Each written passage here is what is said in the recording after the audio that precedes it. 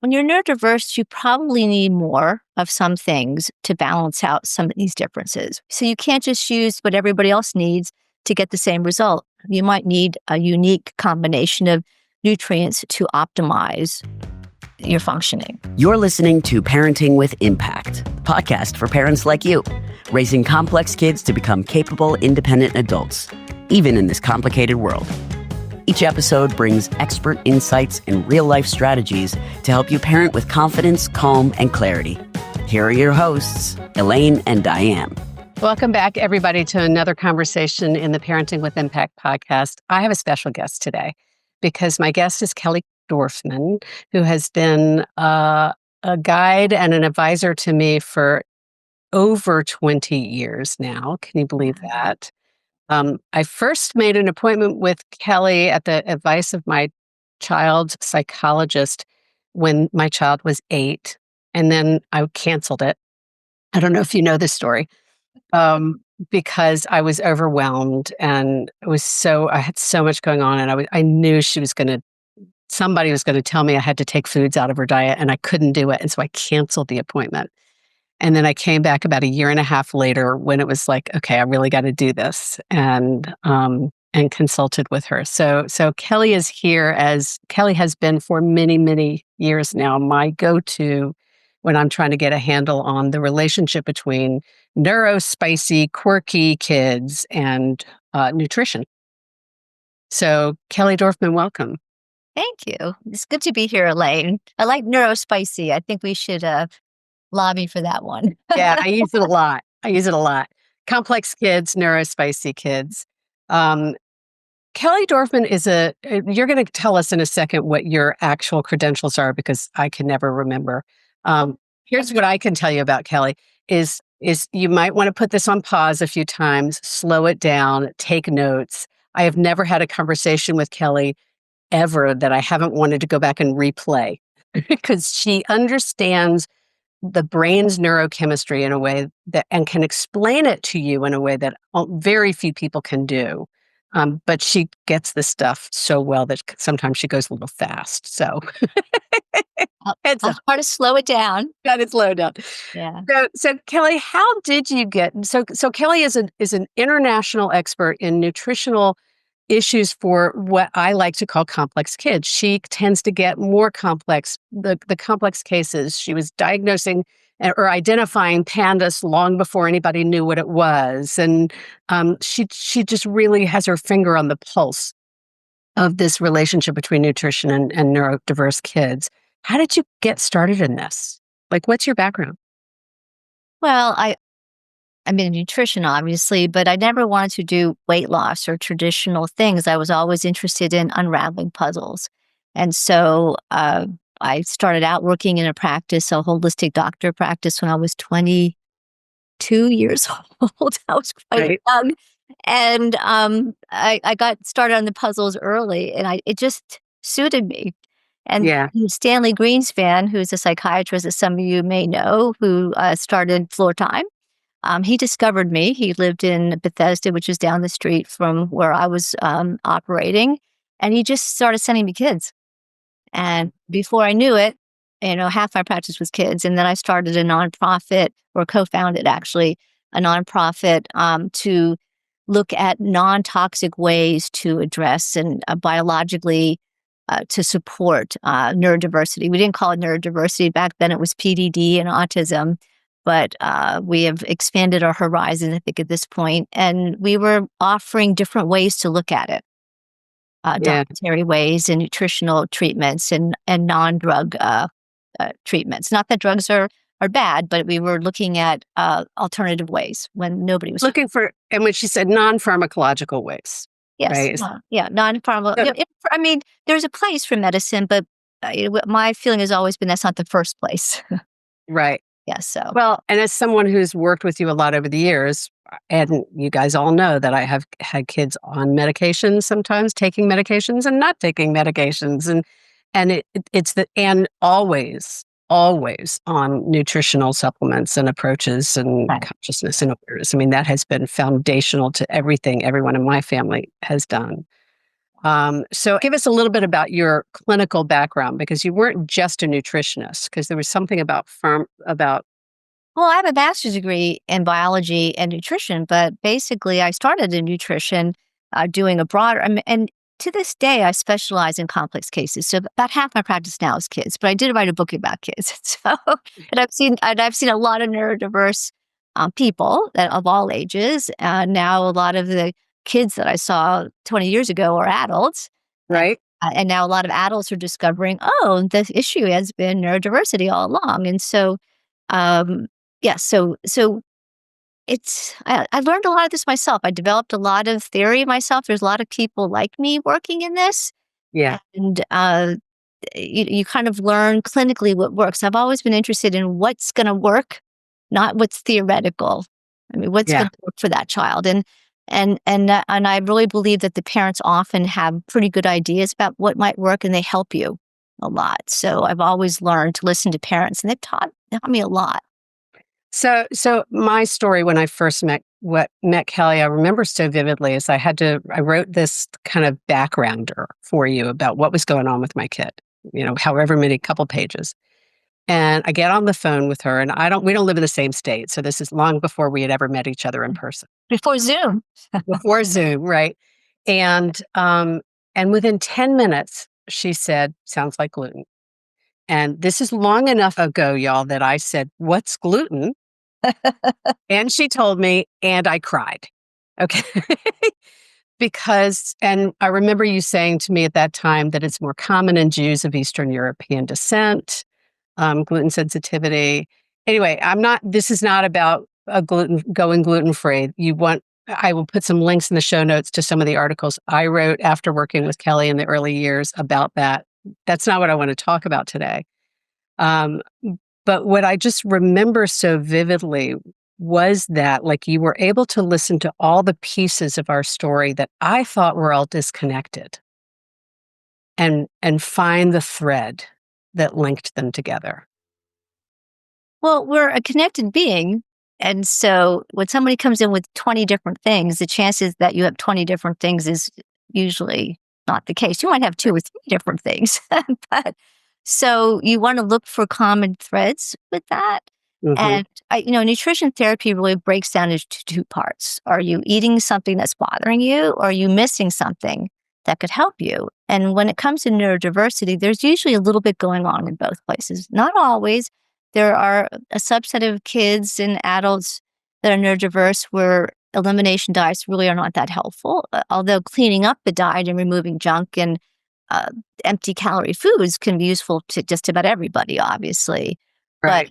then we can look at that in your case, and I know you've talked about this, so I guess we can talk about Yeah. that, is that there was an unusually big piece in something that needed to be removed.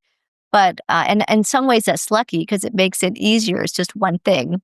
But then there's the therapeutic nutrients, and the therapeutic nutrients can be really wonderful also. So let's go with the eating something that's bothering you for a minute, because I think what really struck me about that, and again, in our case, it was both my husband and my one of my kids, that there was a gluten sensitivity. And when we removed it, we were doing psych ed testing at the time. I don't know if you remember this part of the story. And Oh, I do. I remember that because it was an and unusual one. it was so unusual. And so my kid went from off the charts emotional lability to within the range of normal in 2 weeks. And it was dramatic enough that the psychiatrist believed me when I went to her, because in those days, they weren't believing us, right? And I remember Kelly, and my kid had not been diagnosed with autism, but I remember you saying, we're going to borrow from autism protocols, because in those days there was no overlap. You weren't allowed to have both ADHD and autism diagnosed. Um, but what really struck me about it was that it's not that eliminating a food eliminated all the problems we were having. It reduced what I came to call the toxic load, right? When there's a toxic load on the system, when the system is fighting so hard to manage everything all at the same time, it's kind of like in our model, y'all. We tell you to take aim on one thing at a time, because if you take aim on everything, you won't get anything done. It's kind of like that. So if the system is really reacting to one thorn that is always there, that's bothering it, that it doesn't even know it's there, when you remove the thorn, it allows you to breathe a little bit and focus on the other things that are going on. Is that fair? It removes obstacles to Yeah. learning and to thinking, basically. So it's not like it's always the cure, and mostly it isn't. But if you have something in the way all the time, like you said, you call it toxic, but it's not even always toxic. Sometimes it's just some kind of biological. There's a lot of things that are unique to gluten with the neurological system. Yeah. Um, We have that an article on the site for that too that Kelly wrote years ago. and well, and this that doesn't, and those issues don't affect everybody. There's genetic components to that too. So there's a lot of layers to it. So part of the nutritional you're saying is the two things are looking for something that's bothering you, right? And removing something that's bothering you. And I just want to say, like, when there's a lot of things going on, as you said, because that's what happened was that I had this list of 8 diagnoses. I look at the psychologist again in tears. I cried a lot in those days. And I said, well, what do I do with this? And she said, you start with the metabolic, and she sent me to Kelly, right? Yeah, So, because otherwise you're going to have to use pharmacological control, and if you can get the metabolic straightened out, if you need to go to pharmacology, that goes much better. yeah, Otherwise, you constantly have these other things in the way. And gluten is an unusually that's an unusual one because it causes so many bizarre neurological issues. But even something like just too much sugar, yeah. an irritant, like somebody who's eating Fruit Loops for breakfast and, and a big glass of juice and some gummies for lunch. And I mean, it could be something that kind of simple in terms of cleaning. It's not always an irritant as it was in the case that you're talking about. Sometimes it's just that the diet is so poor Okay. that's the irritant. So this is one place to look is removing some kind of obstacles that what you're putting into your system that may not be helping you function around, right? And the cool thing about that is you didn't think something might come up, but a lot of times parents come to me and they already know what it is. Ah, Yeah, yeah. they already know, but they don't wanna know. They know, but they don't wanna know. Because you don't want to know. It's daunting when you're already dealing with kids with all these issues and behavior problems and school problems and And emotional they're picky. problems. A lot of them are really picky. Yeah. Yeah. So it can be really overwhelming.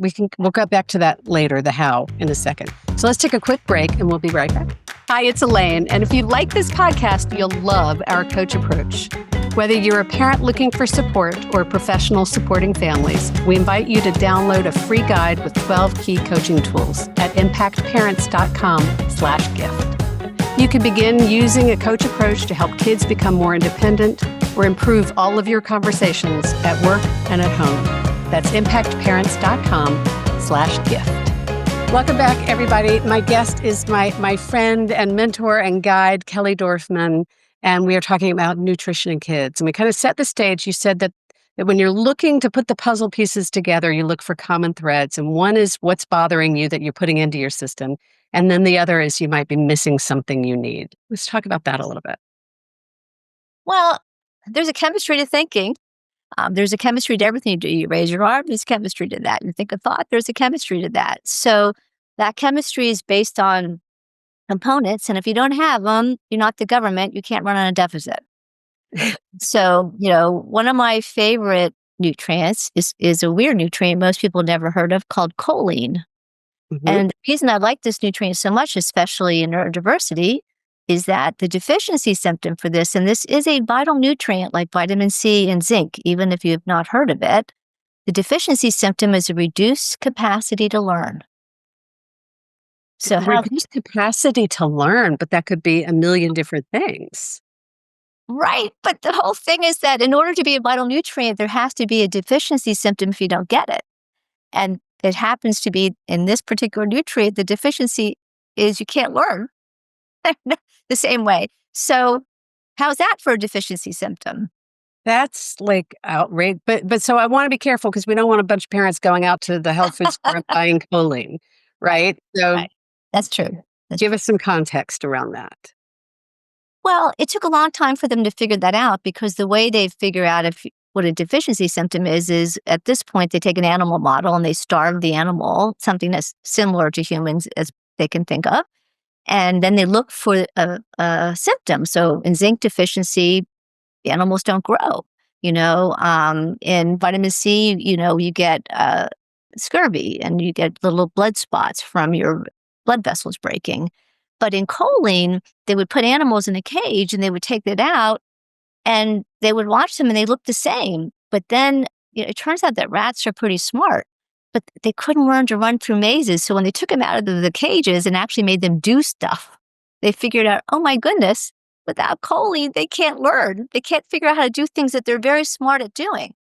And that lasted their entire lives. So that's when they finally decided that's the deficiency symptom. Now, we don't want to starve, especially children, and say, let's see if they stop learning if we take choline out of their diets. We'll put you in the control group and we'll put you with the. No, we don't want to do that. And so we don't even have a great idea about exactly how much you might need to prevent this deficiency. This is the tricky part about it. So you absolutely talk to a medical professional who understands these things and knows your child before you jump out there and make some of these decisions. But it is a non-toxic nutrient. If you take too much of the wrong form of it, you can smell like a fish. So there is that side effect.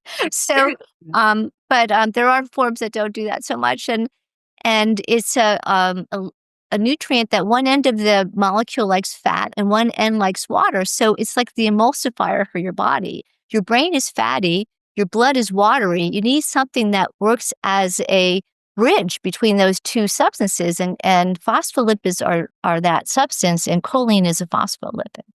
Interesting. Okay. So I want to see what I mean by you needed a piece of paper, right? To take the notes. So your body could be missing something you need, and it could be It could be, area that you that's just probably one need. example, but there's Right. also your brain is made up of fat. Your brain is fat. I mean, it's 60 to 70% fat. There are essential fats. There are long chain fats like DHA that's found in seaweed and fish. And about 25% of the fat in your brain is made up of that. And if you don't have enough of that, that creates brain-derived neurotrophic factor, which is a growth hormone for the brain. So you want your brain to grow. You need the right kind of fats. If you're eating a lot of bars and cookies and crackers and packages and processed food, you're probably not getting those kind of fats that you need for your brain. Even if you're getting a lot of fat per se, you're not getting the right kind of fats. So there's all kinds of ways that you might even have a full deficiency, or you might just need more because you're neurodiverse than the average bear of a certain nutrient. So maybe an average person might need a couple milligrams of vitamin B6, but if you're neurodiverse, you might need a lot more of that or 10 times that amount to really function at an optimal level. Yeah, and this is when I gave a commercial for kids. Don't try this at home. Do this with a professional, because one of the things I remember that we tried, there was one point where we had one of my kids on what I would call massive doses of fish oil for years to manage anxiety. And it was outrageous how well it worked until it didn't anymore when they hit puberty. But for a lot of years, it worked really, really well. And there was another supplement we had that you called the writing pill, or we called the writing pill. I want to say it was grapeseed extract or something. Oh, yeah, that's for fine motor. Yeah. Is that what it was? But so there were things that she understood to do to help alleviate some of the symptoms, the challenges, that to round the corners, I like to say, to make it easier to learn and grow and develop. Is that fair? Yeah, I think that you want to look at it is that when you're neurodiverse, you probably need more of some things to balance out some of these differences. And so you can't just you already are diverse, right? So you can't just use what everybody else needs to get the same result. You might need a unique combination of nutrients to optimize your functioning. Yeah. So And it can come in lots of forms. And so having somebody really understands what that looks like can make a big difference. it can make a difference. And if you're always stuck, if you're getting a lot of good therapy, if you're getting a lot of good coaching, and you're still not making progress, maybe it's time to look at what the chemistry is that you're putting all this on. One of the things we teach in our model um, is about looking underneath what's underneath what's underneath. We're always looking at like what we see, what we think is on the surface is the problem, and usually what's really happening is underneath that. And so, both metabolically and behaviorally, you really have to look underneath Absolutely. to get a better sense of what's happening. Yeah. Okay, we could go on and on. I'm going to put lots of resources in the show notes for people. So definitely, if you're not one who Right. typically goes to the show notes, you're gonna want to go to the show notes for this one, I promise. But Kelly, tell people how they can find out more about you. They can go to my website, www.kelly, it's Kelly, Dorfman, DORF as in fire, MAN.com. Or they can check out my book, which is still in print. It's called Cure Your Child with Food. And I have a secret for y'all about Cure Your Child with Food, and that's that there's a chapter in that book that's about one of my kids.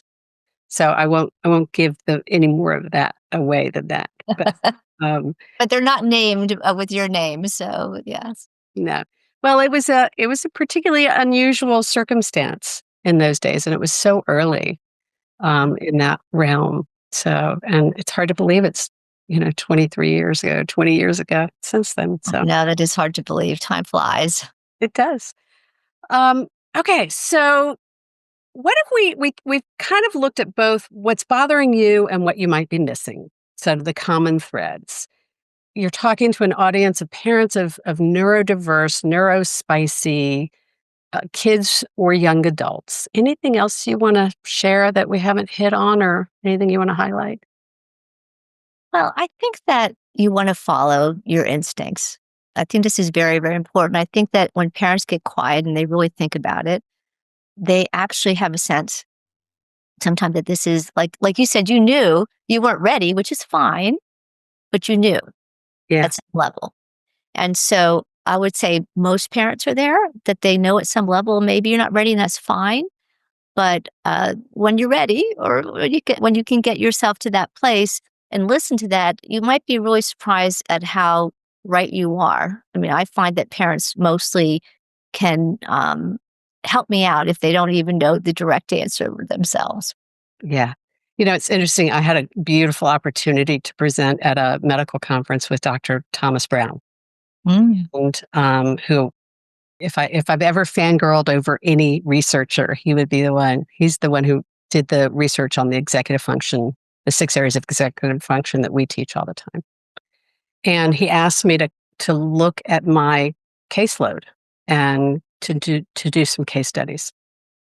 And what was really striking, what came out from it, besides several articles and all kinds of things, was two things.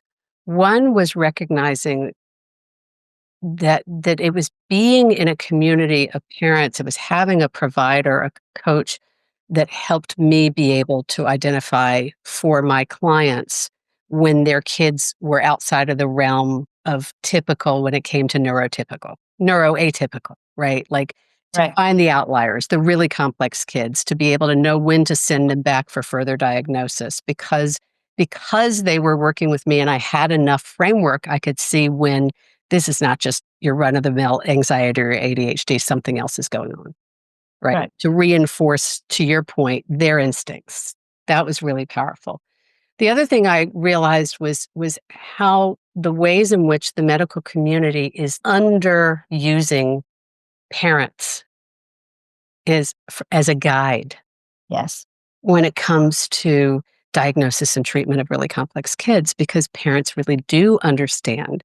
The beauty for us in our world, coaching allows you to slow down and pay attention to what's really going on, so that you can listen to your voice, so that you Right. can recognize when, wait a minute, I really get something here, and I really do want to get people to listen to me. Because Yeah. sometimes as parents, we have to do that. Yeah. Absolutely. Yeah. So I really appreciate that recognition that as parents, your instincts really make a difference, because you know these kids better than anybody else. Yeah. Yeah. It's true. It's absolutely true, and it's I've always found that, the parents know it's just me helping them figure out what they know so that I can tell them. Yeah, So I feel the same way. That's great. different sides of the same coin. Yeah. Um, Kelly, thank you. It's wonderful to have you here. I have one more question for you. Mm. Do you have a favorite quote or motto you want to share with the community? Ah, a favorite quote or motto. I think one of my favorite mottos is really to learn to listen to yourself at Mm, the deepest level. I mean, and trust that. And I think as parents do that, they come to a place of peace with yeah, whatever the situation is. Sometimes there's not an easy answer, or sometimes you have to live with things that you would prefer not to live with. But I think that coming to that quiet space yeah, is really helpful, and learning to trust that there's peace in that. And I think that that can be very helpful. that's beautiful. Thank you. I couldn't agree with that more. And it can be so hard to do in the frenzy of parenting, So right? hard. Just to remember to slow down, take the pause. In coaching, one of the first things they teach us is the value of pause, Yeah. right? Maybe that's the quote, the value of pause. Take a breath. You know? I love it. All right, my friend, thank you. Thank you for everything you've done for tens of thousands of hundreds of thousands of kids around the world, and for the support you've given to me and my community and my family over the years. I'm very grateful. Oh, I'm delighted to be here. It's good to see you again, Elaine. Yeah, you as well. To those of you listening, check in with yourself. A perfect opportunity to slow down and ask yourself, what's your insight that you're taking away from this conversation? What's the one gem or awareness that you have that you want to bring forward with you into your week? I know what we were talking about, but what were you becoming aware of in this conversation? And as always, thanks for what you're doing for yourself and for your kids. At the end of the day, you make the most profound difference in their lives. Take care, y'all. You've been listening to the Parenting with Impact podcast with Elaine and Diane. For more information on the Impact Parents community or to join Sanity School for Parents, please visit impactparents.com. If you like what you've heard, please share this podcast with friends who need similar guidance and subscribe wherever you listen to podcasts.